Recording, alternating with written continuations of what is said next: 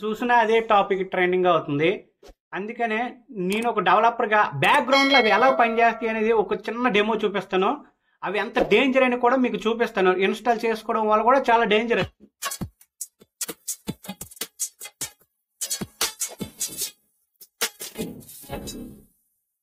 Hi everyone, welcome back to the AI Tech Apps.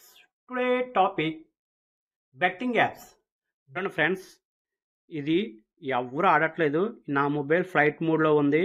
ఇది మీకోసం 2 days కష్టపడి demo బ్యాక్గ్రౌండ్లో ఎలాగ వర్క్ అవుతుందని మీకు పెండెంట్లో చూపిస్తాను. కాబట్టి ఇది మీరు మిస్అండర్స్టాండింగ్ చేసుకోవద్దు. మీకోసమే, అవేర్నెస్ కోసమే ఈ వీడియో మాత్రమే. ఓకేనా? ఇందులో ఎవరు ఆడట్లేదు, కానీ ఇక్కడ అమౌంట్ అనేది పెరుగుతూనే ఉంది. ఎవడు ఆడుతాడు? రియల్గా ఆడే వాళ్ళ సంఖ్య చాలా తక్కువ. ఒరిజినల్గా 10 మందో 20 మందో 30 మందో ఆడుతారు, 1000 మందో ఆడుతారు. కానీ అంత డబల్ పర్సన్స్ కంపెనీ త్రూ నుంచి డబల్ ఉంటారు అనమాట. వాళ్ళంతా కంపెనీ త్రూ నుంచి అంటే కంపెనీ పీపుల్స్ కాదు, డమ్మీ అకౌంట్స్ అనమాట. అవే ఇన్ అవుతుంటాయి. 50%, 70%, 90% అవే ఇన్ అవుతాయి ఉంటాయి. మనం రియల్గా పర్సన్స్ 1%, 2% ఇన్ అవుతారు అనమాట. ఎందుకు? డమ్మీ వాళ్ళు ఇన్ అవుతే కంపెనీకి లాభం, మనం విన్ అయితే మనకు లాభం. కాబట్టి డమ్మీవే ఎక్కువ ఇన్ అవుతాయి. అదే బ్యాక్గ్రౌండ్లో జరిగేది. ఇప్పుడు నేను బెట్టేస్తాను చూడండి, 1000 నాకు రాదు. అసలు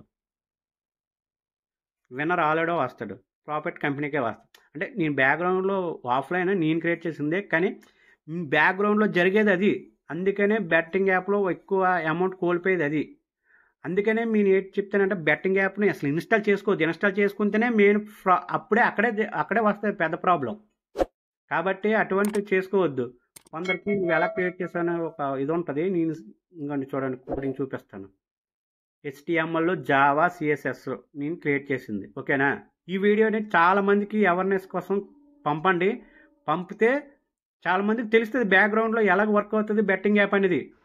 బ్యాక్గ్రౌండ్లో ఎలా వర్క్ అవుతుందో తెలుసుకుంటారని నేను చేశాను. ఇది అయితే బ్యాక్గ్రౌండ్లో యాప్ మాత్రం ఎలాగ వర్క్ అవుతుంది.